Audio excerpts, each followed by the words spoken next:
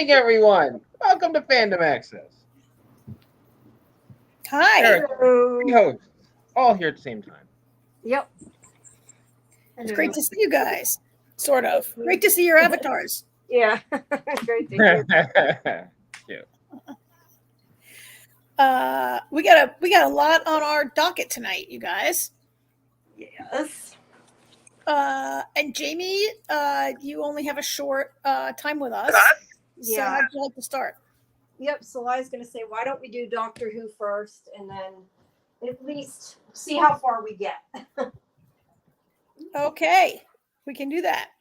All right. So, you want me to go first, or do you guys? One of you want to go first? You can go first. Okay. Well, I agree. I know some of the one thing you said that you didn't like is I agree that it kind of sucks the Doctor wasn't in it that much this time. But I know why. Well, I don't know, but why did you? It turns out that the reason he wasn't in this episode very much was because when they were filming this episode, he was still filming the end of Sex Education. They were filming at the same time. Oh, okay. So that's why they did it the way they did. Oh, okay, that makes sense then. Okay, well, that being said, I really liked this episode. I think it went back to some of the sort of creepy, ones that we've had before. I overall just liked it, other than he wasn't really in it. Because I think just the whole tone of it and atmosphere and everything, I really liked, because it was no matter what she did, she couldn't had no one to help, especially because he wasn't there, which was surprising and sort of interesting because it was different. I can't say that I didn't guess that it was her before the end. I think that was pretty obvious, that part. But other than that, I liked it. I liked that Kate was in it, and I was really happy about that. And then you realize she left the earpiece in, and obviously she after that didn't want to help either. But there were a lot of things obviously that were not explained, like what the old Ruby said to people to make them go away, which I don't know that it matters, because it's probably just whatever she had to. And the one thing that does irritate me is we don't know what happened to the Doctor, because I have to question that he wouldn't have just disappeared because she told him to. I assumed maybe he talked to her and we just didn't, they just didn't show it, and that's where he was supposed to have gone.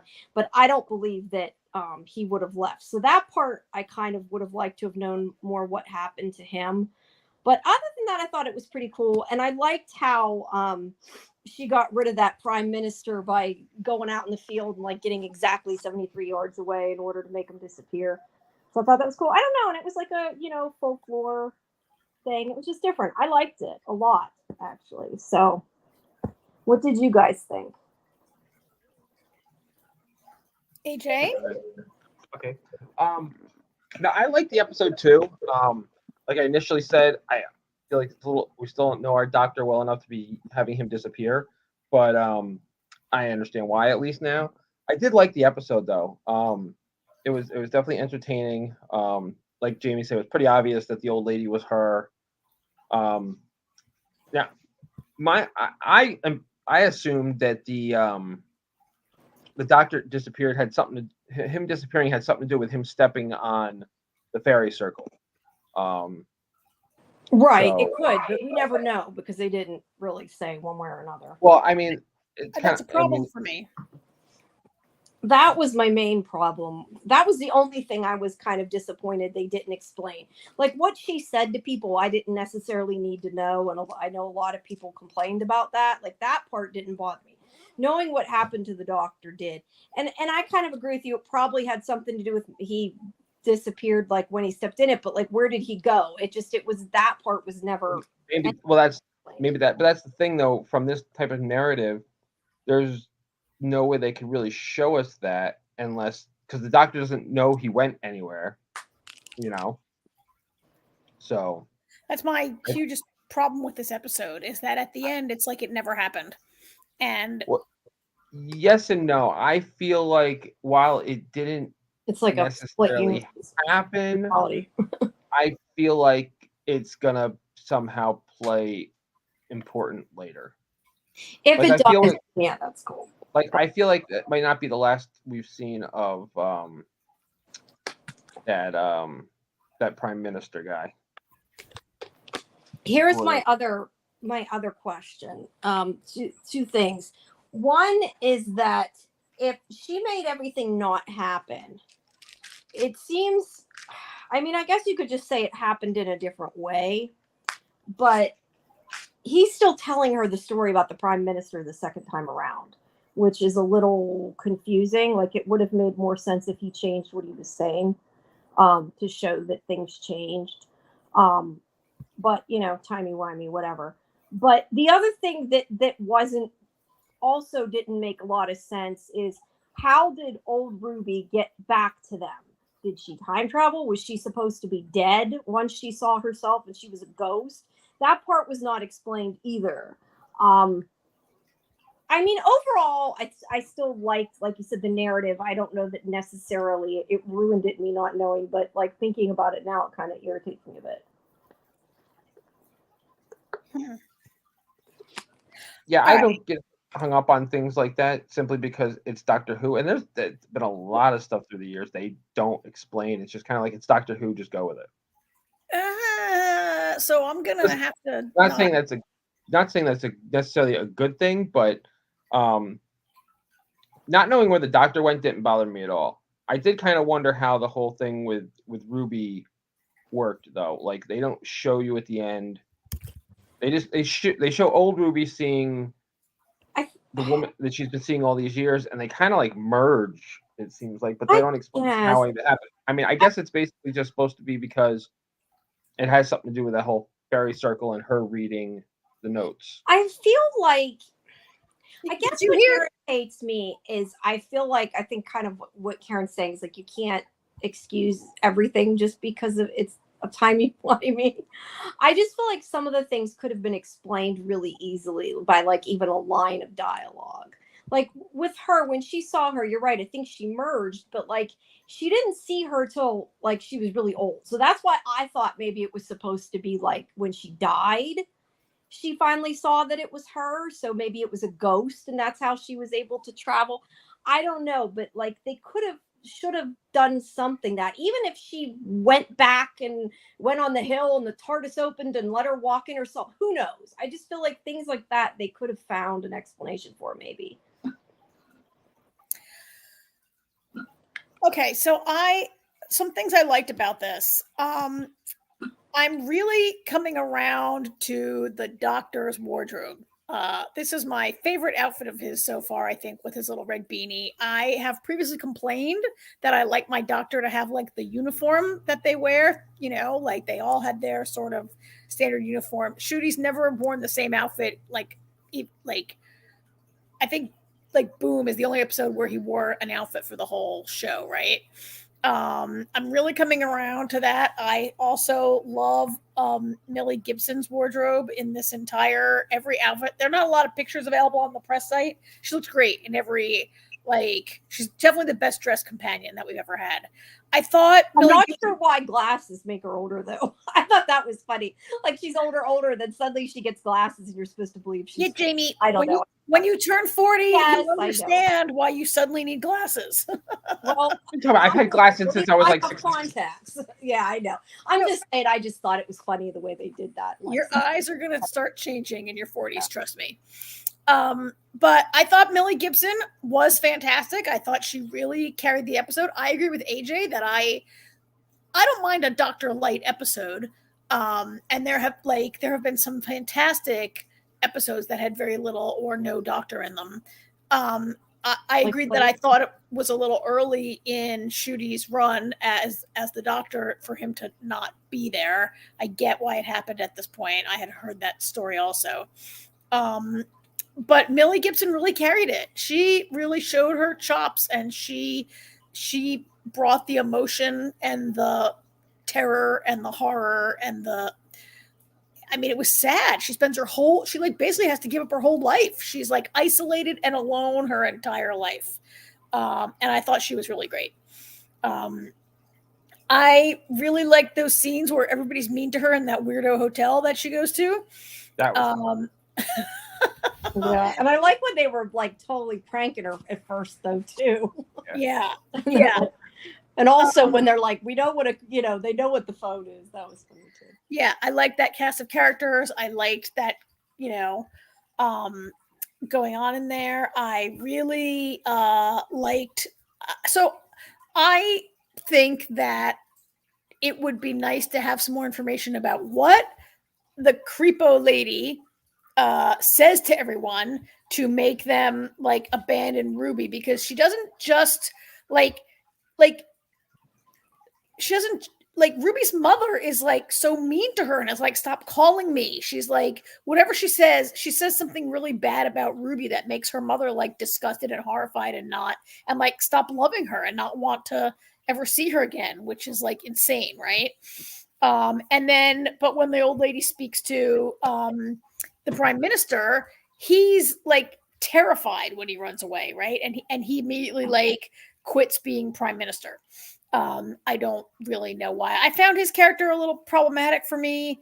I know it's Doctor Who and you got to just go with it. And it's hard for me to believe that in only 20 years from now, the people of the United Kingdom would vote for a guy whose entire platform is more nukes.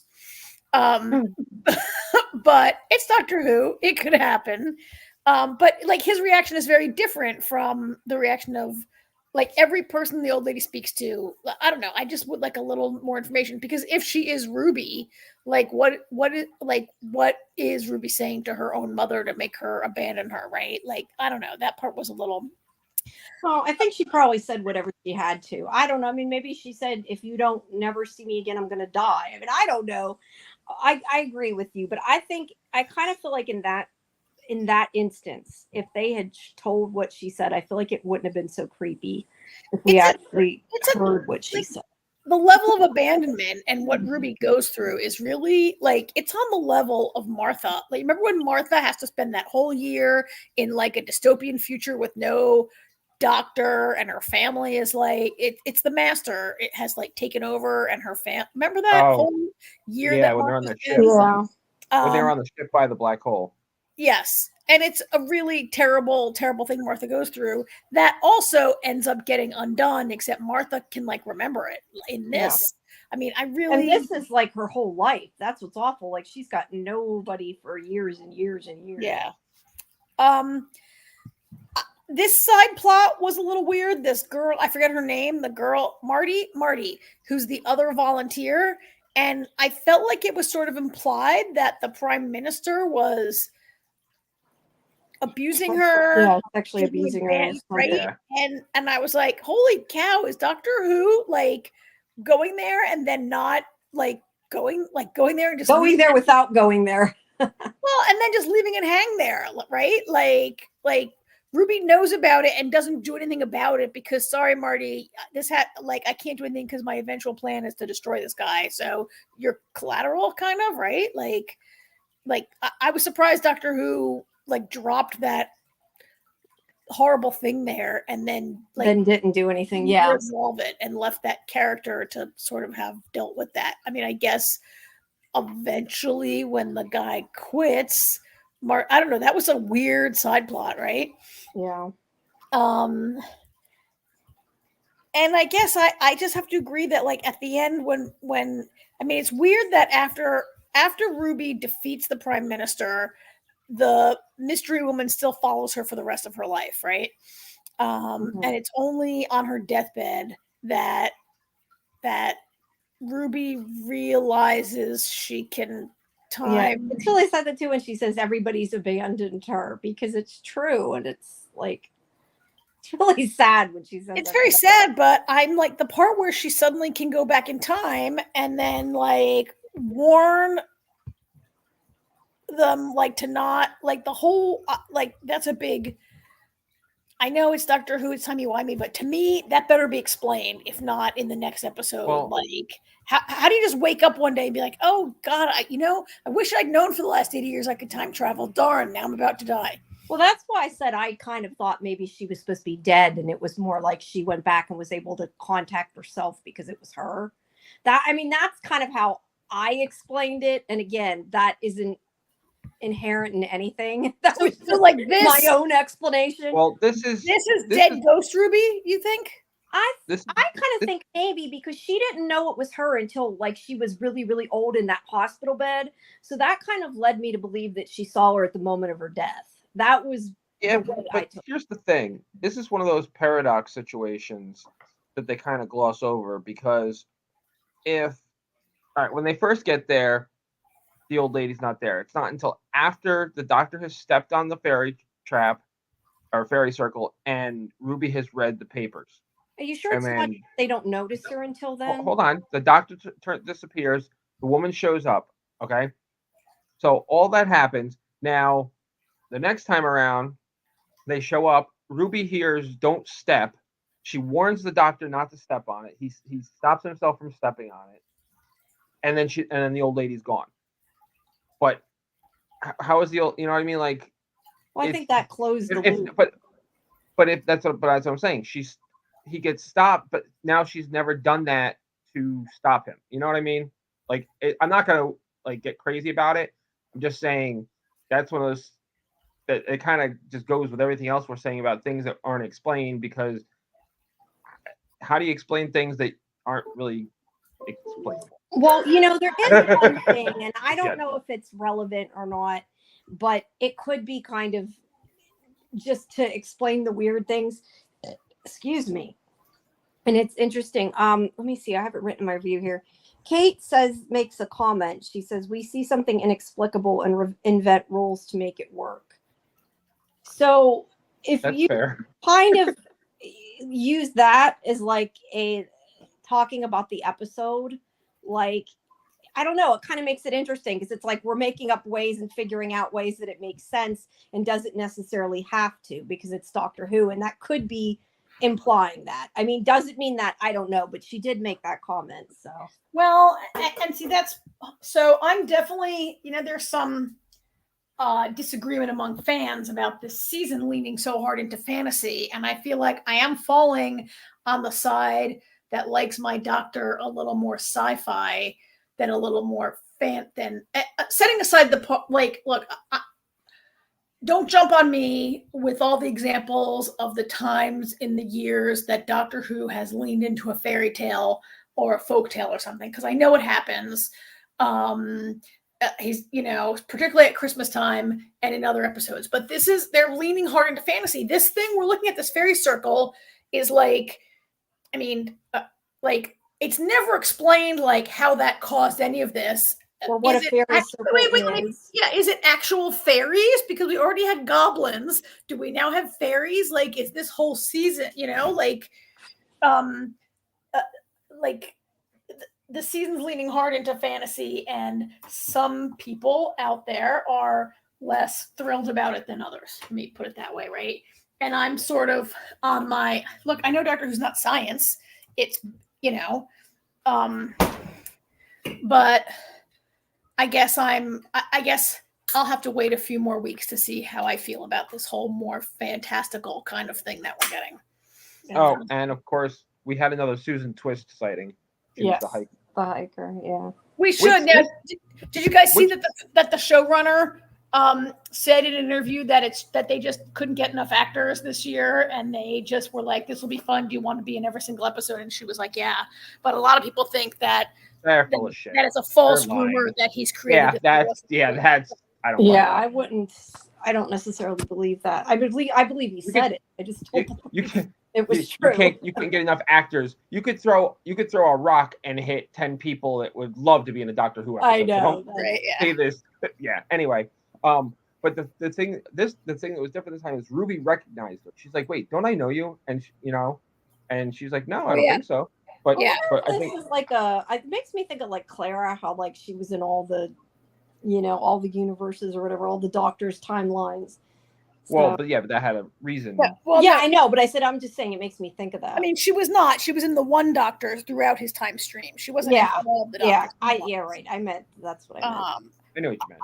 I mean, I think Millie's kind of a very different character from Clara, but No, I'm just saying with the woman Susan being Twist. oh, that woman, yeah, Twist. Yeah, I was just saying it yeah. made me think of that. Yeah. Yeah.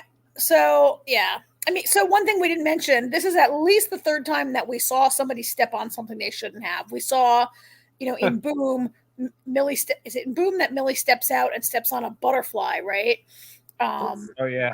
And they talk about It's the not butterfly Boom, back. but yeah. And then the first one. the Doctor brings the butterfly back to life. How, I do not know. That kind of bothered me. I still think it was regeneration energy. It was regeneration. I thought that was obvious. But they didn't. Okay, They didn't actually whatever. show that it was. But Then in Boom, the Doctor steps on the mine, steps on a mine, and then in this episode, the Doctor jumps and steps. So one thing about this Doctor is that he seems woefully unprepared every time he opens that door. I felt like past Doctors usually would open that door and be like, "Oh, the TARDIS says we're on planet blah blah blah, and you're blah blah blah. This will be fun." And the Doctor seems to never know where he is or what's going on, or like how did I don't know this. There's a lot of I know that they set the season up to talk about coincidence. And maybe three steps in the wrong direction are a coincidence. Remember how those goblins thrived on coincidence, or they ate coincidence or something? In those goblin pirate ship guys. So, well, like they say, if coincidences are just coincidence, I'm just thinking of X-Files. Don't mistake coincidence for fate. Yes, there's that too.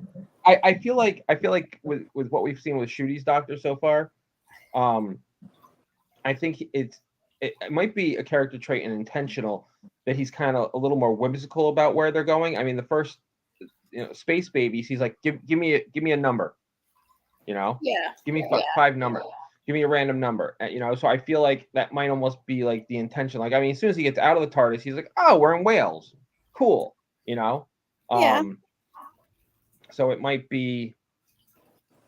It might be kind of intentional that we haven't. I mean, we'll see what happens going forward, but that was a big question for me. If the Doctor came to you and had a box that could take you anywhere in time and space, why would you go to just to Wales in the same year that you already live in, or maybe especially when you have a huge budget. This is the most boring Doctor Who adventure ever. That's like Doctor Who kidnapping Jamie and taking her to Ohio, which is not that. You're not wrong. You're not wrong. I hadn't even thought about it till you said it, but you're not wrong. Yeah, he's going through space and not time. He needs to step it up. But I don't know. I mean, it isn't like that hasn't happened in other episodes. But that is a point. It's a good point, though. No, you're right. It's like your second trip with the Doctor, and he's like, let's just go a place you've already been a couple times. Yeah. So that's what I'm saying. It seems like he. I mean, don't forget the TARDIS also has a mind of its own too. Well, and the TARDIS took off, right? The TARDIS wouldn't let Ruby in, even though she has a key. Yeah. Yeah. Speaking of, did you notice? And I don't know if this is just me noticing it. I don't know. It made me think of it. Whenever they showed the TARDIS and it had all the, I don't know what we'll call it, overgrowth. Yeah, overgrowth. That's a good answer. It reminded me of the TARDIS that was painted when Clara died, the way they had the vines going up. But did you think that? I don't know. It made me think. I didn't think of it till you just said it, but I see why you think that. Yeah, I don't know. It made me think of it. It kind of the way they had the like you said, the overgrowth. That's probably the right way to explain it. Yeah. Growing up, that it was kind of like how it had been painted with flowers before. Yeah. I mean, overall, pretty good, right? Millie Gibson's great. They did, I mean, Doctor Who does horror pretty well. These sort of horror-ish, I mean, the Weeping Angels, they're always horror. That they do horror pretty well on this show when they stray into it. I just, I just don't want this show to start magic is maybe a bridge too far for me for Doctor Who. Yeah, we know how you feel about magic. I hate magic. Unless it's a magic show. Unless it's about wizards, I hate magic. You're funny. So, all right. You don't have a magic wand. This is carrying off. That's right. That's You right. can't just use your hands. Nope. You know that a sonic screwdriver is pretty much a magic wand, right? No, it's not. That's scientific. No, I know. I'm just teasing. Yeah. All right, Jamie, what else you got this week? What wrote it down? What were we going to talk about? I did not see all of Interview with Vampire. Ran out of time. Did you see Dark Matter? Yes, I saw Dark Matter, although I don't know which one it is. You'll have to remind me what happens in the episode. If you hear me making noise while I'm doing it, I'm getting The hallway. my stomach's killing me. The Corridor. It's called The Corridor, this episode. So we finally see all that they go to different places, I would guess. Yes. Yes. Different universes. Yet another multiverse show. It seems to be like the only thing that's on TV anymore is multiverses. Like multiverses. Ignore the water running. Put your mute yourself if you're gonna pee. Yeah. I'm not. I told you I'm getting my There's Lana, water. getting a cup of water to take my Lana. I can't mute it. It's working. Mute yourself, girl. What? All right, so I downloaded a bunch of pictures, and all of them are like, this show is so dark. This show is like practically black. So let's see what we got here. So I had a big problem with part of this episode. Okay. I don't know who's stupider, Amanda or Jason. Jason. Well, so I don't know. I mean, there's a blizzard. Why in the hell would you go, oh, this looks like a good place to go. I'm getting tired of looking at all these doors. Let's go into the blizzard. And then Jason follows her. I would have been like, well, it was nice knowing you, Amanda. I'm choosing a different door. Like, that was so stupid. Like, who in their right mind just goes out into the blizzard? And then they give that whole, and then granted, it gives that whole story, she gives that story about when she was younger and Jason realizes that whatever you're thinking about could be the type of world you go into, which is all fine and dandy, but there could have been a better way to get to that. Like, I'm leaving Amanda to freeze to death. I'm inclined to agree with you. That was like, granted, most of the places they saw were not hospitable, but there was that one that they opened the door, it was just like a forest, and there's no Chicago, there's only trees, there's not even Lake Michigan. There was a werewolf. There was a werewolf? What? There was you didn't see the werewolf? Why do you think? That's why he shut the door. No, there was no werewolf. There was I don't know if it was necessarily a werewolf, but sure as hell was like a wolf. I don't remember a werewolf. I don't remember a werewolf. I don't know what you're talking about. Oh my god, it better not be a werewolf because there better not be magic in this show. There cannot be a werewolf. Yeah, I don't remember a werewolf. I'm not sure what AJ's talking about. So Maybe there might have been like a wolf or something, maybe, I guess. But I don't think I don't think it was a werewolf. Whatever. Don't you think even a werewolf is better than the blizzard, right? Like, it was pretty stupid. Like, she's Amanda's like, she was pretty annoying in most of this episode, and she chooses that moment to be like, I'm having a nervous breakdown, I can't stay in this hallway anymore, let me run out here. That was a terrible move. Now, I guess it happens in the book because she did it, and then Jason has to run out there and go after her. And luckily, so everybody's dead. There's no one around. And the people in this house obviously died because they left all of their coats and matches and camping gear behind, right? Because he finds everything that he could possibly need inside this house. So I don't know how those people died. Well, I know how they died. They did pull an Amanda and they ran outside without their coat on.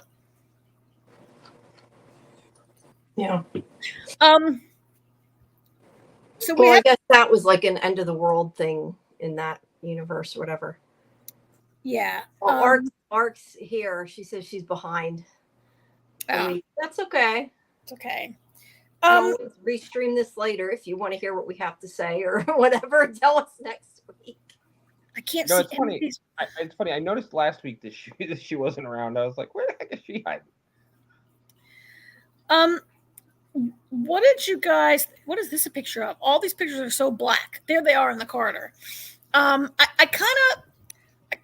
I mean, I like the idea that, I mean, I like,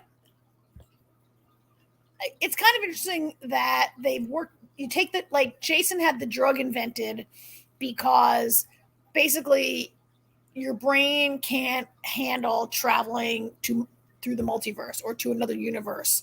And the only way to deal with it is to have a synthetic drug that will shut down like parts of your brain that manage dealing with stuff, right? And that allows you to like go through this corridor, which is not real, right? It's in your mind, the corridor, right? Like they're actually sitting in this box in a drugged out stupor, and their mind is going through this and having this conversation where they're opening all these doors and picking an alternate universe to go to, right? The corridors, yeah, that part's just the corridors in their mind. Yeah. So I kind of like that construct. That was interesting. And I like. You were I'm getting an echo. Do you hear an echo? Yep. All right. Let me mute myself and someone else talk. I don't hear an echo. I don't know. I did for a second and it went away. Right. I don't know if it did. I don't know how I feel about this bit that your emotional state can control what you find on the other side of the door. I don't know if I love that, but I guess it gives us a way for Jason Prime to find his way home eventually, right? Because there's absolutely no way you could ever, they only have 50 vials. You just can't keep opening these doors and hope you get, there's an infinite number of doors. You'll never, the chances of you opening the right one and going home, I got a better chance of winning the Mega Millions this week than that happening, right? Yeah. Yeah. So yeah, but I mean, the way it to makes hopefully control it, if he can figure it out how to do it. It makes sense though, because Alt Jason, that's how he found Jason Prime's world in the first place, by, you know, basically he was like thought about a world where he, you know, chose Daniela. You know, I get that, but like I'm kind of wondering, why didn't you just call Daniela and be like, hey, I really regret breaking up 20 years ago. Do you want to go out? While that might have maybe worked, it doesn't get back all those years, I guess. I guess, but so yeah, it seems a bit extreme. There's also no guarantee that she's going to go for it. Well, I mean, so there's no pictures of them. I don't have like any pictures of them. Okay, here she is. It's more about finding a place where he's happy, like where he's satisfied, I guess. I really, really disagree. I think by the end of this episode, it is clear that what Jason 2 wants is to have his cake and eat it too. Because you think he's all like, oh, Daniela, I have to go to this other universe.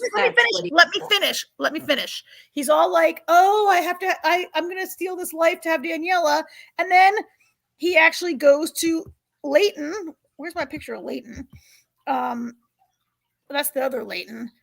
He goes to Leighton and he's like, hey, you're rich. Let me show you this thing. He quits the job at the school. He buys the car. He's spending money. He wants it both ways, right? Yeah. Yes. Now, I was saying, I think originally when he went there, I think he took a world where he was happy because he thought it would make him happy. And then I think he realized, like you said, it wasn't really what he wanted because he was happy with what he already had. But I think he didn't realize that. And he's trying to recreate some of what he had before because he's an idiot. But that's neither here nor there. Well, but I think he thought that this Jason's world was perfect. I think otherwise he wouldn't have went over there in the first place. I think that was why he traveled there. Well, I mean, maybe, yeah. He seems to have done very little research, that he had no idea that they had another child who died. And he never put 2 and 2 together that, oh, if I have twins, then Charlie's birthday would also be Max's birthday. Like, he's supposed to be a super genius. And like, he already saw the birth certificate last week. He knows they had 2 babies. He knows they had twins, right? Yeah. And they don't now. So I think it's because of the personality of this Jason. While he says he wants the life with Daniela, he doesn't. Like, that's not the priority to him, which is what caused him to have the problem they had in the first place in his own world. Like this Jason is very selfish. Jason too. Yes, he is. He's greedy and he's selfish, and he thinks that having a wife and child would make him happy, but he's going to destroy Daniela and Charlie, right? Like he doesn't really care. They're props in his little movie of his life, right? Yeah. Now he's a bad guy. Yeah, and so we assumed last week that you have to build the box in each world. Apparently, the box just manifests whichever world you go to, so it's always there. We found that out in the snowstorm. Because I was like, wait, how do they get back to the? And I was like, oh, so apparently if you go back through the door that you came out of, you just go back in the whole corridor. Yeah. Which I don't know how I really felt about that, but yeah. So then there's just this, you go to a world and there's just this box just there. Like, what if there's a mall in the place where? Well, yeah. How does he manage? Like, he built a box that exists in every. Like, how did he build it in his one universe, but it can exist in every part of the multiverse? Yeah, it seems to just manifest whichever world he walks out into. Yeah. I'm not really sure how I feel about that. Maybe some more explanation down the road would help. What do you think his plan is with reading in Latent A so quickly? Like, to get rich. To get rich. I guess. To get back on top, because he's clearly used to a lifestyle, and Jason Prime does not have that lifestyle. He's got the family, but he doesn't have the lifestyle, and Jason too needs that lifestyle. And Leighton was like, I'm not giving you any money. And Jason B is like, oh, let me show you my magic box. And I don't know what his plan is to get Leighton, how he's going to make money off it. We don't know. We don't know the specifics of it, but it's, And he needs the drug. He'll have to figure out how to get Ryan Prime to invent the drug for him, right? Because unless he knows what it is now. Like, once Ryan made it, and he's got the formula and everything. I guess because Ryan B in the alternate Ryan seems to be kind of a wimpy guy who doesn't even really know what he made or seem to even know the formula. Like, he was pretty. Now he's dead, right? Didn't Leighton kill him? He made so many that he didn't know which one worked. That's what he said. Oh yeah, that's right. So I don't know what's up with that. And then meanwhile we have, oh my God, these pictures are, I can't even tell you. Look at this one. Look how dark this is.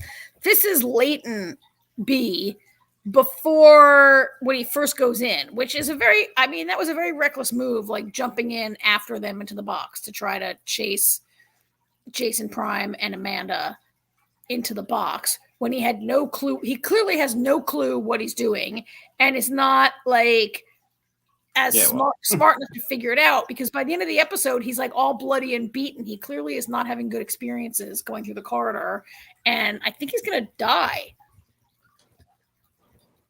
I don't see how this guy lives, which maybe opens up the opportunity for you know what I'm wondering?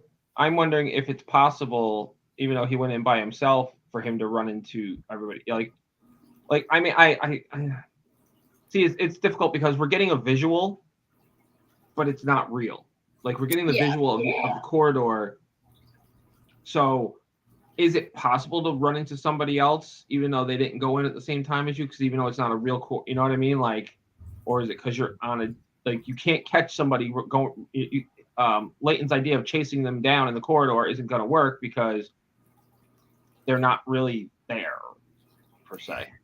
Yeah. Like, I guess you could catch up. I guess you could catch up to somebody if you choose the same world, but I don't think. I don't. Yeah, I guess we'll have to wait and see. Yeah, what happened, and we don't know. So 4 people went in. Only Jason ever came back, but it turns out he didn't come back. They jerk Jason threw him in there. Yeah. But So we don't know. Did the other three go into go to a blizzard, go to get new, did they die? Or did they do the pull a Jason and go be like, oh, I like this world, let me just stay here, or couldn't figure out how to get back? Like they could be out there, right? I'm guessing, and I don't know, but I'm guessing just how like Jason has to figure out like that he has to change his emotions to get to his own world or whatever. I'm assuming they just could never get back. Yeah, I guess. I don't know. I mean, they probably didn't. This is based on a novel, and how much could the novel follow all these people? I don't know. Yeah, I don't know. So, with all this said, I thought this episode was kind of slow. That the pacing was not good, and that it kind of dragged on. And particularly all the stuff in the corridor, which should have been really kind of exciting, was less interesting to me than what Jason B is doing in Jason Prime's life. And I don't know, maybe they opened too many, they didn't really open that many doors. And yet I felt like, oh my God, we're still in this corridor. Like, how long would we be in this corridor for? And then at the end, they like get back in the box from the blizzard. And then they just sitting there for like half an hour. I don't know where they got a thermos of like Irish coffee or whatever that was. From the house. They got it from one of the houses, from what they said. I guess, which is, I mean, that's kind of okay, whatever. They're just sitting around and they're like talking about like their lives or whatever. And I like you have a limited amount of time with each dose in your brain. I don't know. I just was like, really? This show now they're going to sit around and talk? I thought it was slow, this episode. Maybe you guys didn't. Yeah, I agree with that. It was I don't know that I found it slow, but it definitely wasn't. Not a lot happened, I feel like. Yeah, and maybe so. I don't know when Blake, what's his name? Blake Crouch, who wrote this book. I don't know what year the book was written. I should probably look that up while I'm talking to you guys. I was about to speculate that maybe this was written at a time when audiences needed a little more. Like, we don't need that much explanation of what a multiverse is, right? Like audiences, if you're watching sci-fi, you have seen a lot of this kind of stuff and you don't need so much explanation. Yeah. This book was published in 2016. I mean, I don't know. I just like, I don't know. Maybe we don't need so much explanation of how a multiverse works as the book offered. Yeah. I don't know. Maybe other people don't watch. I mean, anybody who's seen 2 Marvel movies gets it. But maybe there are people watching the show who need more of the science explained than we do. But yeah, I thought it was just a little slow. I didn't think it was slow, but then again, I saw it all at once, so it's kind of hard for me to judge that. Yeah. Well, I mean, so you watch like 8 or 10 straight hours of it or whatever. Yeah.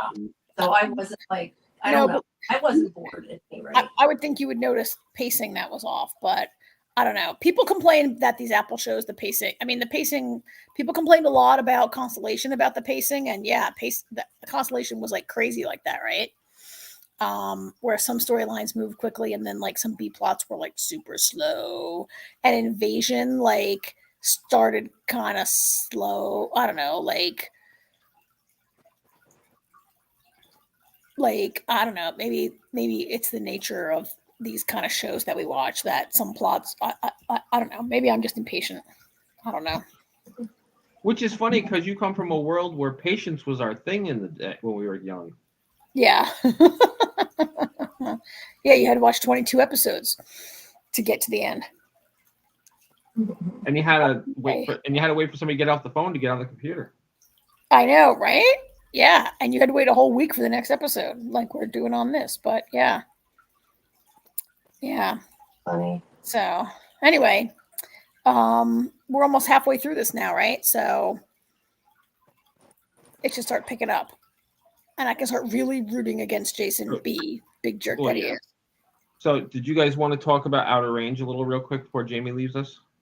Yep, sounds like a plan. Sure. This is all. So we're gonna just talk about the entire season, I think, right? Sounds fun to me. So this is it. I want to talk, Jamie, about how by the end of the season, the show is maybe not what I thought it was about. I think it's not time travel. Like, I was sure this was time travel, and now I think it's alternate universes. I It don't has know. to be. You think that? Because Perry came home, witnessed his own death, and just like where he's supposed to kill Travis. Was that the guy's name? And instead, Terry distracts the guy from getting killed, and instead Perry falls and cracks his head and dies, right? Like, he causes his own death. And like you can't travel back in time and cause your own death and not and like still exist. Well, that's fair, but I don't know. I look at it. I agree with what you're saying, but that's something you can't do in time travel shows that have certain rules. You know what I mean? Like, I feel like it depends on the rules of it. Well, the show had no. It doesn't really explain what the rules are, right? Yeah, it could definitely be parallel universe, or be that it becomes an alternate universe. I don't know. I mean, at any rate, whether it's another universe or it's a different time, he changed what happened, and I assume he's just going to take over his own life. Or try to. But yeah, I mean, who knows? Maybe in this world, maybe that Perry died because he showed up. I mean, maybe like there couldn't be two of them for very long. I don't know. Well, he did die because he showed up. He died because he died because of what happened after he showed up. But I mean, maybe like it's like a course correcting thing. Like, you show up, then that one has to die to make room for you. I don't know. I'm just spitballing. He died absolutely because Perry Prime showed up. Like, Perry Prime shows up. And the fight doesn't end the way it should have because they saw him. Okay, that's true. They saw him. He caused his own death. They saw him. This is why you can't go back in time and see yourself, right? Yeah. But I'm saying maybe that I don't know. I'm just saying that I still feel like it could be time travel and that he changed it. Yeah. I thought it was time travel. I think it was a setup. I thought it was time travel also because Joy goes to 1880, right? And then she meets this other woman who's like, I'm from 1974. I've been stuck here for a long time. And then Joy comes out of the hole and she's home. And the daughter has the photograph that shows Joy in 1880, right? So that looked really time travel-y. But she could have gone to an alternate universe and then got back home somehow. Also, when Josh Brolin went in the hole in season 1, like, I thought he went to the future, but we don't really know. Like, it could also be, though. I mean, sometimes they have time travel shows where it's like their choice makes it split off into another universe. You know what I mean? So like, it could have been the same universe all along, and when he made that choice to go back, that it created another universe. Does that make sense to you, what I'm saying? Because sometimes that's what they do in some of the shows. Like, not that there necessarily has to be a bunch of universes. And I don't know. I mean, for all I know, there could be. I think Perry's in an alternate universe, and I think Amy went to an alternate universe. I think she went back. When Amy goes back and says, I think my name is Autumn, like, I don't know if I believe her that she doesn't remember anything from before the age of 9. Like when she says, I think my name is Autumn, I don't think it's because she doesn't know her own name. I think it's because she's starting to believe that she is Autumn. She knows that she and Autumn are the same person. And that's the other thing. Like, Autumn can't be Amy if Amy went in the hole, and then Autumn, like, when did Autumn come out of the hole? Yeah, and how can they be around each other? We don't, like, if they're the same person. Yeah, I don't know. I mean, I don't think we're going to know until we see a bit more. Also, when after Perry disposes of his own body and he goes and pretends that he's himself, he goes to the door and they're like, where have you been? Amy's like a little younger. Amy looks a little younger. Like, I think it's not time travel. I think when you go through that, everyone seems to have gone back in time. Who's his name? The crazy old guy who lives next door, Wayne Tillerson. Like, he didn't go back in time. The mineral caused him to connect with we thought it was his past self. I think it's his alternate past self. Like, when your eyes turn black, the people who eat the mineral and their eyes turn black and they have those visions from either the past or the alternate universe or whatever. They connect with their alternate person, right? Yeah. I don't know. I was kind of not loving parts of this show because when the Tillerson brothers take the mineral and they have those whacked out visions, right? And also Autumn's visions that seem to be, particularly when, who's the brother who died? Billy. His visions involve him singing and dancing dressed as like a majorette and like multiple visions of Autumn dancing around. Like his visions I seem think they're a little, it makes them a little high too, maybe when they do it. I don't know. But something you said though is true. He had seen his future with Autumn and then he ends up dying. So that actually makes sense in that sense that like if it's an alternate reality, it could be. Yes. I'm just saying that sometimes on some of the shows, it can be time travel up until the point that something changes. So like, I definitely think that there's an alternate universe, but I don't know that we're necessarily dealing with like multiverse, like in Dark Matter type of thing. I mean, we could be, like I said, I don't know. That's just my. Oh, I think there's more than one. I think it's more than one. And I think Perry kind of proves it. Well, no, there's more than one, but I mean, there could just be like the way that it's altered and then it splits off. Like, not that there's a whole bunch of them. You know what I'm saying? I mean, like, I don't know that we're necessarily going to see that there's like all these different versions or something. I think we are. I think this show is going to turn out to not be about time travel. And while except for Joy's the only person that it appears to be kind of confirmed time travel-y, right? She met Royal. And we've seen different versions of young Royal also, right? Like his memory of how old he was and what happened when he shot his father and what Joy saw. I don't believe it's like, I thought it was Royal's trauma that made him remember it incorrectly because he remembers it being a hunting accident, but Joy saw him shoot his father like to save her life, right? Yeah, I just thought maybe he couldn't accept it or didn't want it. I think she was in a different timeline where it happened differently. And like what happened, the father always has to die, but it can be different in different timelines. Yeah, you could be right. Like I said, I don't think we're going to know for sure until we see partially into season 3. Yes. We need to see a little further to see what it is. There are things I didn't like talk about pacing. The pacing on this show is like, super slow, right? Not as bad as season 1 though. I think it moved a lot quicker. I rewatched season 1 and I felt it was not as slow as I remember it because I watched it straight through. I didn't watch it week by week, right? Last year it came out week by week. This year it dropped in its entirety. I really don't like Autumn. There's a lot of things I don't like about Autumn and how I don't like really any of the Tillersons, and I don't like some of the vision, like the whole thing of visions. You never like visions, let's be honest. But I can but I'm sorry. No, I know, I'm just teasing. But I think it turns out they're not visions. They're actually connecting with their alternate self. Yeah. And they're seeing, it's not, I mean, could it be a vision? Yeah, but they think they're visions of the future, but they're really visions of an alternate timeline. Yeah, definitely could be. And we'll, I guess, find out hopefully. But yeah, I don't know. I just, for whatever reason, I just don't necessarily know that they're going to go that direction. And like I said, I have no clue. I haven't seen, obviously there is no more. So, but I think we need to see like the beginning of the season to get a feel of where they're, before we know sort of what their rules are and everything. Because I think right now it's really, it's not clear. Well, I agree with what you're saying. It seems like it could be that. I feel pretty sure that's where it's going. I understand why you want to hedge that, but I feel like that's where it's going. Well, could be.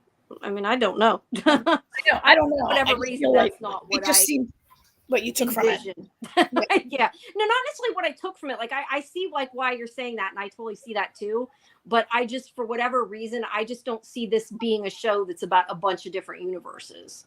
Like I think there's gonna, like, I think the universe like I said, I think like it's split into a different universe, but I don't know that there's going to be a bunch of them. Oh my God, but there could be. I just don't see it. No, because at its core, this show is about a family of people that is racked with regret about almost every decision they've ever made in their lives. Like Josh Brolin, Lily Taylor, his wife, is loaded with regret about everything she's ever done. Their two sons, obviously, like Rhett is trying to like redo this thing with this girl Maria and change his life and move away, and Perry, and I mean, they're people who are just racked with regret, and I feel like it's about like if you'd made a different, wish they had made a different choice. It's about like if you had made a different choice, this is what might have happened, for better or for worse. Yeah, and that's true, and we could see different versions of those choices too. You're right. Yeah. You're right. Yeah. Well, we'll see. How it goes. I think the thing is, and maybe why I don't feel like that is this show, like it has sci-fi elements, but it doesn't feel like complete like sci-fi, if that makes sense. Does that make sense? That's funny. It's a giant black hole that an entire herd of buffalo ran out of the hole. It doesn't seem as, I don't know, fantastic. Like it seems more rooted in like maybe it's because of the Western to me. I don't know. It just doesn't seem as whacked out sci-fi, for lack of a better term. It's more like Counterpart. Yeah, it doesn't as twisted as a lot of the stuff we watch. It seems like it's more straightforward to me, I guess, is kind of what I'm saying. I'm just not saying it right. But yeah, I see you're right with what you're saying. I think maybe, Jamie, that the mineral and the interest of the mining company and the scientists kind of grounded a little more also in that way that you're describing. Except then there'll be like random buffalo, like they're like when Joy wakes up and like there's a wolf, a buffalo, a bear, an eagle, like a bobcat, like every animal is there in her backyard when she wakes up. Yeah. It is a little like trippy. Yeah, there's that. Speaking of, I really liked the stuff with Joy. Oh yeah. I need to put up that interview yet. I really liked that, just her whole storyline. I actually found her storyline to be one of the most interesting. Just her going back and forward, and that just what they did. I liked it. Yeah. Her story being trapped for like 4 years and wanting to get back to her family, and that was good. Yeah. Alrighty. All right. You got time for a little interview? I didn't really see very much. Right. You want to jump in? It had commercials and I couldn't get through it all. So I'm probably gonna jump. I just because I stayed longer than I intended to. I just did want to mention. I was gonna say something. Somebody was asking me on Twitter. I had done for My Life is Murder. I talked to Lucy Lawless. Was it last week? A little bit ago. Again, which was fun. But the premiere isn't till like the 17th of June. So it won't be out for a little bit. It'll be closer to the premiere, probably the week of the premiere, because people are like asking me, when is it coming? When is it coming? So it'll be more close to that. Let me see what else. Is there anything? It's been a little bit slower interview wise. I did Criminal Minds Evolution. That will be coming out probably before the Lucy Lawless one, because that's fairly soon. Oh, and the other thing I was going to say is that, well, she I think knows it because it was on the group, but that ARC got a date. It is July 17th. July 17th, yeah. The ARC, not our friend ARC, the show The ARC. No, I mean ARC knows about the ARC coming is what I meant. July 17th. Yeah, it was announced today. Yeah. July 17th, the ARC will be back. And I've questioned, or not questioned, but said that I, did want press because they'll be doing that soon coming up, and there should be screeners from that soon. So that will be moving in that direction. Yeah, there's not, like I said, there's not a whole lot. It's just kind of slow right now for whatever reason. There's a cartoon called One Law I got. I don't even know how I pronounce it. That I am doing an interview for, but there's not a whole lot. So I'm trying to think. I don't think there's anything else I really have to announce other than, like I said, the Lucy Lawless thing. Well, the the dual strikes continue to like reverberate through the industry, and shows are just like late coming back. Yeah. Because everything, got back into production at the same time. Yeah. Very true. Yeah. All right. All right. Well, yeah, and talk about interview. Enjoy it. I did, like I said, I only got through like maybe a third of it, so I don't really have a bunch to say yet. I need to watch the rest of it. It took too long to get through the dang commercials. It wouldn't let me fast forward it. So yeah. All right. Okay. Well, I will see you guys next week. Have a good time. All right. Bye-bye. Bye. Night, Jamie. Good night. I won't press end stream this time.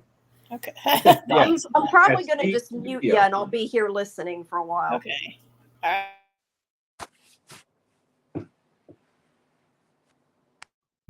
The host muted me. I was just gonna say, did she mute you? I did the wrong thing at first. Sorry about that. I was like, wait, why is Karen? Hey, I learned it. No, I don't know what the hell I did. I hit mute in the wrong spot, I guess. But anyway, I even said the wrong thing to you. I meant to say I'm going to mute me and I'm going to listen why I do what I need to do. Okay, bye. Before we jump in, AJ, I told you I watched the new Netflix movie Atlas, starring Jennifer Lopez. Jennifer Lopez, her character is named Atlas. She's the main character, and it's J-Lo in space fighting AI robots. It was kind of surprising to me to see Jennifer Lopez in this role because she's not. I don't know. I don't think of her as an action hero type of a person, right? Although she plays like a military intelligence analyst who is not a field person, and she goes out with a team of rangers, and then like as events unfold, she's forced into like a fighting kind of mode, right? So it's like that fish out of water, nerd in combat kind of thing that we've seen in other kinds of movies, right? Sterling K. Brown is in it. And who else did I say was in it? Oh, Simu Liu plays the bad robot. So they have this like huge big name cast. This is not an award-winning film, but it is an okay way to spend a couple hours watching Netflix on a Saturday, I mean, I generally find J-Lo to be, look, not all her movies are great. Hustlers was great, right? And she was great in it, but not all her movies are great. But she's generally an inoffensive presence on screen, right? Like she's a likable enough person on screen. And she's kind of, so it's okay, but it's not great. So if you're looking for an evil AI movie to watch in the next couple of weeks, like I think it's perfectly fine to watch, but you won't hate it, but you won't be like, that's great. It deserves an Oscar. Yeah. And that's what I have to say about that. All right. What do you have to say about Interview?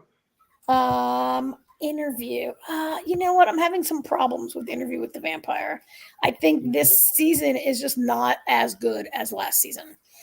I feel like last season, week after week, you and I were like, oh, that's so good. And like, it's so true to the book. And where they have changed from the book, they made really good choices. And this is just not grabbing me. I keep like, I'm waiting. Maybe it's because I know what's coming. I just feel like it's another episode where I was waiting for something to happen. I feel like I don't know what's coming because I feel like this is going down the path of The Walking Dead. Yeah. Because we loved season 1 of The Walking Dead. Season 2 was pretty good, but we could see where they started making some changes, and it was okay for the most part. Yeah. I'm trying so hard to watch the show without the book in mind. Like I guess you could say I've got two reviews of this. If I had never read the book, it's pretty good, especially when Lestat's on screen, because the actor is just phenomenal. I mean, he just eats up everything, and he's very entertaining. Armand makes me want to go to sleep every scene he's in, he's so monotone. Where is he? Where is he? I can't find him. These pictures. He's so monotone, and he's so. I'm showing all the good people, and I can't get to boring Armand. There he is. I just don't. Even in the scene when he's confronting Lestat for the first time and whips him across the yard and and takes Nicholas and everything, it's the same tone, the same manner. Like there's I don't know. It just I feel like he has no other emotion. I guess he has no charisma, and I feel like in the book Armand has a lot of charisma. Like Louis is drawn to these very charismatic older vampire. I mean, of course, look, like both Lestat and the actor who is playing Lestat, whose name I forget, and I'm looking it up right now. Sam Reed. Sam Reed is like made of good looks and charisma. Right? Like that guy, like every minute he's on the screen is amazing. He's, and you can really see why Louis was in love with him, why everyone, I mean, you can, like, he is the definition of why people are drawn to vampires, right? And like why the theaters, he's amazing. And then like Armand, they're playing him. I don't want to blame this actor. I want to say maybe they're directing him that he's like a statue. He does not have I just don't see why Louis is falling for him, except that Louis is a little, I mean, like, look at that. Like, oh my God, of course, right? You get it. But, and that scene where he comes in and he's holding the crucifix in his arms, and they're all like, oh, God rules, God. And he's like, that was an amazing scene. That was this scene. Yeah. And then he's like, a tree. The same tree made a table. Yeah. Yeah. He's like, why are you vampires like living like this? Like, why is Armand dressed up like the little match girl? He's like, I can see why his coven would fall apart. Like, it is hard to believe that Armand could control a coven for like 500 years. Well, I feel like the problem is they did not explain it. Yeah. Like, I mean, this is kind of half of the episode is Armand's episode when he's talking to Dan. And how hard would it be for him to say, you know, I ran this coven. We lived underground because of my maker told me that. This is why. Yeah. They don't do that. They just show us how they are, and we're supposed to. And people that haven't read the book and we're just watching the show are supposed to automatically know that this is how vampires live in Paris. Like, there's a reason, but they don't tell us what the reason is. Yeah, I don't know. They're shortchanging some details. I mean, overall, I thought the episode itself. All right, never having read the book, I think overall the episode is good. I think Armand, Armand is, like I said, he's very monotone. He's very boring. Everything else I thought was great. I mean, the stuff with Claudia I thought was great. Santiago has been great. Even like everything with Louis. I love him having this problem with Lestat. He ends up killing that guy in the park because he thinks it's Lestat. Oh yeah. Everything I'm seeing on the screen, if I know nothing, overall I thought the episode was good. As a book reader, and I don't need it to be exact, but I feel like there are certain things that they just did in this episode that I don't know what they're going to do down the road, but there's a huge difference. Like what they did with Nicholas was very different. In the book, Nicholas and Lestat grew up together. He just didn't meet him playing in the pit. So that's hugely different. But there's something else that they haven't even touched on yet that happens during all that time that the character is missing. Yeah. And it's huge. And I don't want to say too much because I mean it's not really spoiling. I mean, these books have been out forever. But for non-book readers, I don't, and they're only watching the show in case they do something with it later. I don't want to, say too much there, but you know what I'm talking about, and I feel it changes the entire dynamic of what's going on. Now, they are doing, it looks like what I have been saying all along is I feel like they're going to find ways to implement the other stories into this main overall story. Like all that stuff that Armand told us is from the Vampire Lestat, Yeah. which is the second book. Yeah. I don't like that it was told from Armand's perspective, though, because that's Lestat's story, not Armand's. So. And in the, it's very compelling the way it's told in that second book. Yes. That book is maybe better than the first book. And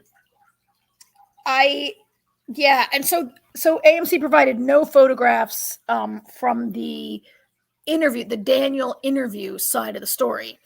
And I feel like what's missing in Armand's character for you and me is missing in those scenes, like the way, like Daniel's so frustrated that Armand keeps taking over the interview, and Armand is sort of like directing the way Louis tells the story, coloring the story.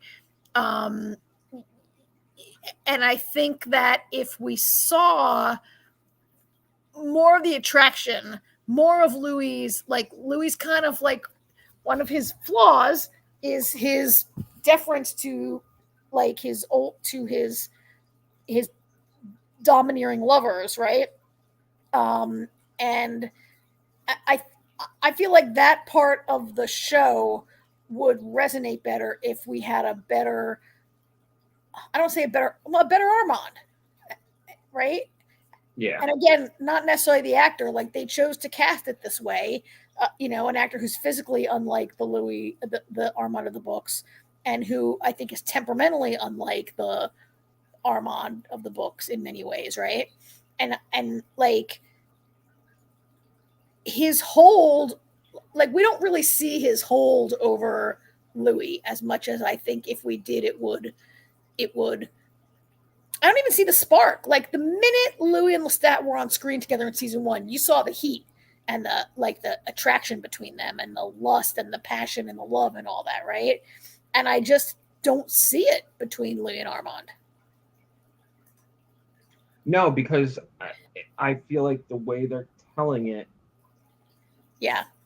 is leaving out. It's fractured. Yeah, it's not. Yeah. Like I could see the attraction, but not like I feel like they've already gone too. Like yeah, I don't know how to. Yeah, I mean, I think the attraction that whatever it is that we see is not justifying Louis' recklessness in the way he's always like, Claudia, we got to be careful. We're going to like get murdered by this coven. And then he's like, ooh, let me hang out with a guy who can read my mind. Right. And like I'm not seeing the like attraction and passion that would cause him to be so careless, I guess. Right. He's always like, be careful, be careful, be careful. And then he's like, and then he kind of gives in like right away. Like he barely even tries to like keep Armand out of his mind. I mean, I think and I think that's because he's racked with guilt. He wants to confess to someone. He wants to, I don't say he wants to be killed, but he kind of wants to be punished for what he did to Lestat. Which obviously is why he's hallucinating Lestat all the time. Well, yeah. Yeah. I mean, I agree with you. I did like the Claudia storyline. This new Claudia is great. They're doing a good job with her. I think, where's my Santiago picture? Santiago's always great. And they really are. I mean, if you're watching the show and you haven't read I won't say what happens in the book, but what I'm seeing on the screen is like Santiago's going to figure it out and he's going to kill her. Is sort of like where I feel like they're leading the story a little bit right now. Not saying I know if that happens or not. I'm just like, she is so. Yeah, she worships Santiago, right? She has never been happier than being around this coven. She wants to be in this coven. They have this like Is this the ceremony? Let's see. Again, this show is totally black. Here they are, where they are welcoming her into the coven. And then they started playing with, then, I loved how they invited her to the coven and she's so happy. And they're like, oh, here's your dress. You're going to play the little kid for the next 50 years. Yeah. That was great. Yeah. I kind of like how they did that and where they're going with, having aged up Claudia to 14 and where they're going with that and how they're subtly going in that direction. Again, we have not seen her yet give the kind of speeches, model, statements, how she she was only 6 in the book. Kirsten Dunst is, I think, 10 when she played her in the movie. Yeah. And was very like, I'm a woman stuck in a child's body. I'm a woman stuck in a child's body was her great torture. I kind of liked where they went with Claudia in this episode where Armand or Santiago or someone says it's dangerous to give this gift to her because she is always going to be a teenager. Like this idea that she's a perpetual adolescent and that you can't give the gift to a person who can't control their emotions, make good decisions, right? Like that she can never exercise the type of restraint that is necessary to be a 500-year vampire. Right. Like, I feel like that's different from the book. Claudia was not a 6-year-old. Claudia really was more mature in a child's body in the book. Yeah. So I like what they're doing with Claudia. And the real sense of dread that's building with the happier she gets, you just know, right? Yeah. One thing that stepping away from this area for a second. So Daniel's in that coffee shop or whatever the hell. Oh yeah. And there's that guy that starts up a conversation with him. Yeah. Now, I'm pretty sure right off the bat I know who that is. Yeah, me too. They never say who it is. But in the after show, the creators flat out refer to him as Talamasca. Really? Yes. So you don't explain it in your episode, but in your after show, you flat out, they didn't say who it was, but they flat out said that the guy is from the Talamasca, and they wanted to explain who the Talamasca is, like as if you know who they are already. Like I feel like the creators feel like if you're watching the show, you read the book. That's how they sounded in the after show. He's like, he goes, hey, and then I cut in a second. That's the group that's from Mayfair Witches, right? Well, they originated in Vampire Diaries. I just want to make sure I know what you're talking about. Okay. But yeah. Okay, sorry. Yeah. I mean, it's funny that Daniel writes down on his notepad, he writes MI6 with a question mark, right? Yeah. First he's like, are you in the Mossad? And then, later he's like MI6. And it's kind of funny. This character I mean, if he is who we think he is, he's coming later, but they actually say that's crazy that they said that. Yeah. I mean, I don't understand why they're introducing him already. Yeah. I mean, he shouldn't show up. I mean, in the books, he doesn't show up until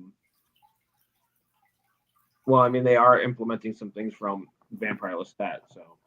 Well, and then a later book that I won't even say the name of because it might give something away. Yeah, he's in that one too. He's in but if he's Talamasca, yeah.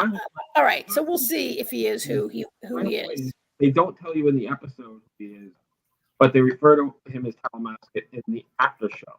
You made the show, you know what's going on in the episode, and you basically gave something away in your after show. Yeah.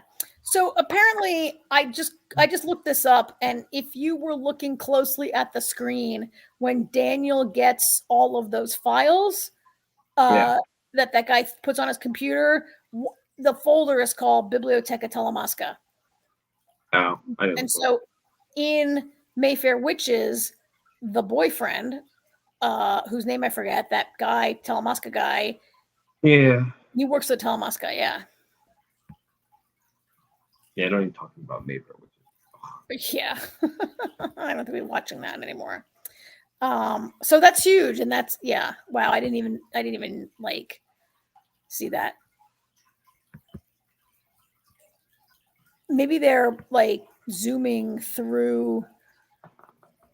There's a lot of content, right? You can't just make one Anne Rice book into like, I mean, there'd be like 30 years of making shows out of these Interview with the Vampire books, right? That's okay if they did it, right? Yeah, right. We wouldn't mind. Yeah. So yeah, that's basically all that happened this week. I'm a little, again, I just don't think it's as good as last year. Maybe because I'm waiting for something to happen. That's fair though. Like it's actually really funny because I mean they've already gone 2 seasons with just Interview. If they were just to do each, even just doing each book, right, and doing 1 year per, each 1 season per book, the actors would be like almost 20 years older than when they started. Yeah, and they're supposed to be ageless. They're vampires who can't age. That's the problem with vampire sagas like this. Yeah, they can't age, so you gotta film them really fast. Yeah, I mean, there's also a lot that happens with Daniel that hasn't really been explored, and I don't know if they're going to be able to get into a lot of that. Well, I mean, I don't know what I mean. The fact that this is the quote unquote second interview, and Daniel's a lot older than he's supposed to be because this is years later than the first interview. And yeah, yeah, it's gonna be really interesting. It's gonna be interesting to see how and where they go with it. But like I said, as an episode and trying not to be mindful of the books, the episode itself wasn't bad. No, I mean, I think maybe I also like. I say I don't like it as well, but maybe I just really miss Lestat. Like, I really, while I'm not a fan of hallucinations in any kind of show, like he just like crackles on screen, and every scene that he's in is made better. And it is really his story, his and Louis' story. And I think that I'm not spoiling any. I mean, I think if you're watching the show, it was made clear that Louis did not burn Lestat's body, so he's not really dead. He just like threw him in the dump, and if he can eat enough rats for the next 50 years, maybe he can come back, right? Like, that's as much as the show explained about where Lestat could be right now. It is highly possible that Lestat is not dead. Right? The only thing that kill him is chopping his head off or fire, right? Correct. So I mean, Claudia's really afraid that he could be alive, but he's the least of their problems for now, I think. So yeah, it was okay. It's a little like I guess it's a little too much the Louis and Armand show this last week, I guess. Yeah. And you know what I think's funny? Maybe it's just me. Or they're just saying screw that part of the vampire lore. But Louis' hair keeps changing. They're not supposed to be able to like grow their hair longer or shorter or anything, right? Exactly. Yeah. It just stays how it was when you died. Yeah. You need to die with like your hair at the perfect length because it would grow back every day the next day. Yeah, it does keep changing. You had me. I was going to say one more thing and it flew out of my head. I forgot what I was going to say. Oh, I was going to say that I'm starting to really like Rashid as like a foil for Daniel, like Daniel's little asides. Like real Rashid. Hey, real Rashid. Hey, real Rashid. Yeah. Yeah. So, all right. Well, I guess we covered. Not that much happened this week, so I guess we got it all covered, right? All right. So on to Discovery. Okay, this is the penultimate episode of Discovery. Which I'll start out by saying I was a little surprised how when the episode ended, I didn't realize it was gonna I didn't realize I had been watching it for 45 minutes already. Because I thought this episode was gonna wrap up the storyline and next week was gonna kind of like deal with the aftermath and do all the goodbyes and everything. But nope, next week is going to be the meat and potatoes of this whole storyline. Yeah, this was another clue of the week type episode where, so I can actually see these pictures a little bit better. The Breen and Discovery are racing to get to the final clue. No, not the clue. They're going to get the to get the technology. Yeah, to get the progenitor tech, as they keep calling it, right? And so they have to go to. I thought this episode. You say you can't believe that you've been watching it for like an hour, 45 minutes, or an hour.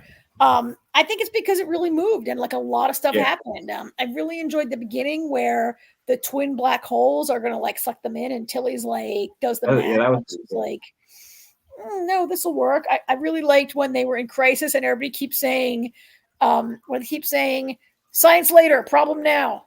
Like, great new catchphrase there. Coming from, it was like really Adira and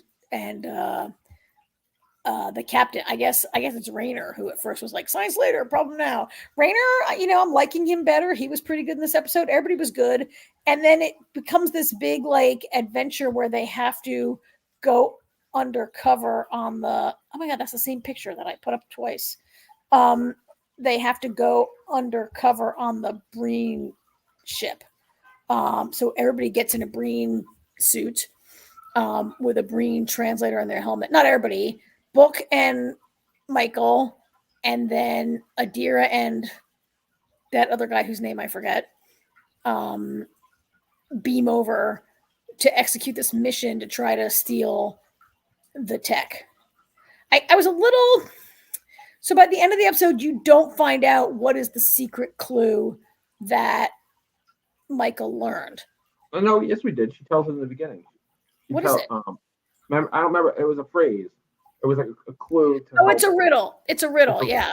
Yeah, and Tilly said something like, "That's not ominous," or something like that. Yeah, and Michael says, "Well, I'm sure it'll make sense when the time comes that it's needed," which was sort of like a lackadaisical answer, like everybody usually is trying to figure it out from the jump, right?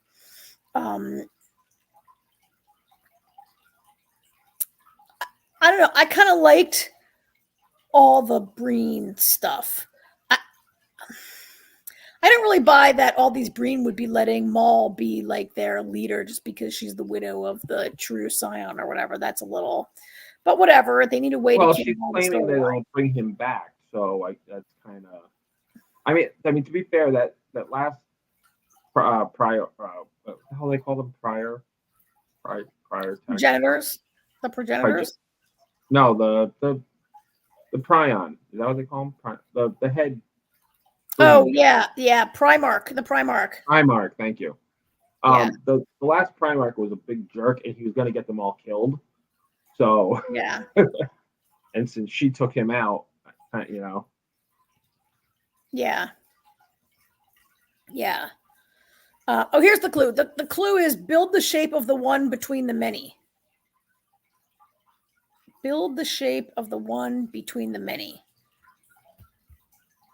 It's going to mean something by the end of it. There's Legos on the other side. Yeah. I don't know. I think this episode is doing a pretty good job. They're bringing everybody together near the end of it, right? Because, we have Adira going on the away mission. Hugh and Paul are very concerned about that. I thought I had a picture of Saru. Saru comes back. I don't have my Saru picture, didn't get uploaded. Saru is going to go on this sort of like fake diplomatic mission to distract the Breen while Michael does her thing. I think this picture is Michael and no, that's Adira. I think on the right. Adira. That's Adira and that maybe a random Breen. I don't know. Trying to like Like everybody's sort of together now. Tilly's aboard. Everybody's aboard. But yeah, there's only 1 hour left, right? And so they are going to have to like solve this, get the tech, decide what to do with it, which I'm wondering if like in the end, either it's not going to be what they think it is or they're going to destroy it.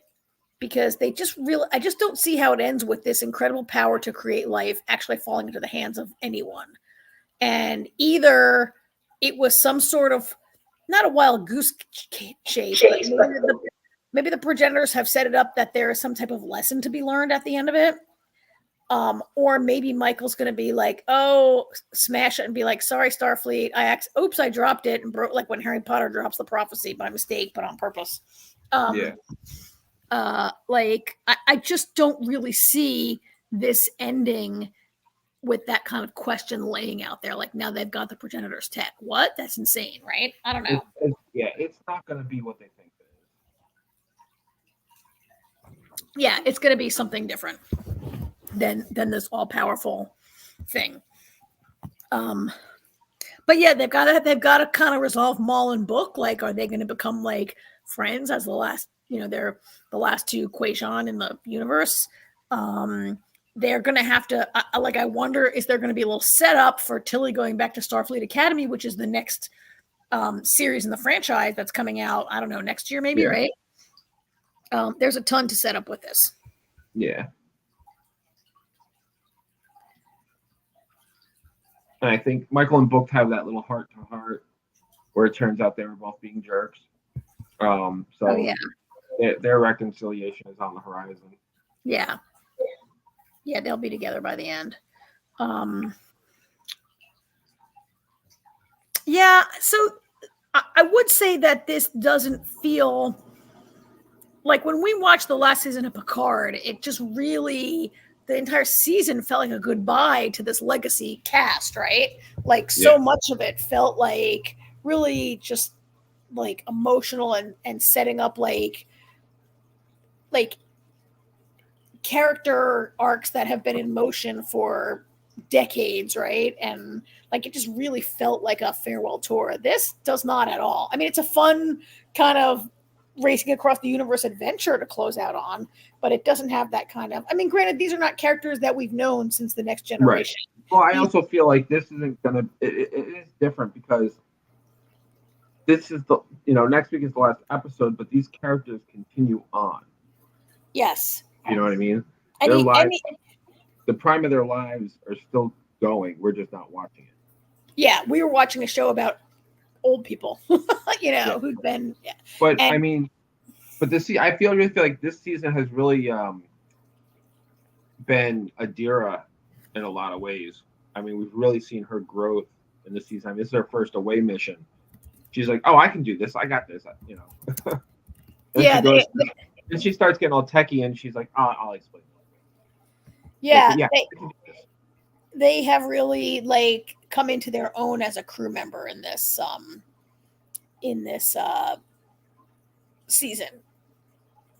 I mean, also any of these characters could turn up on.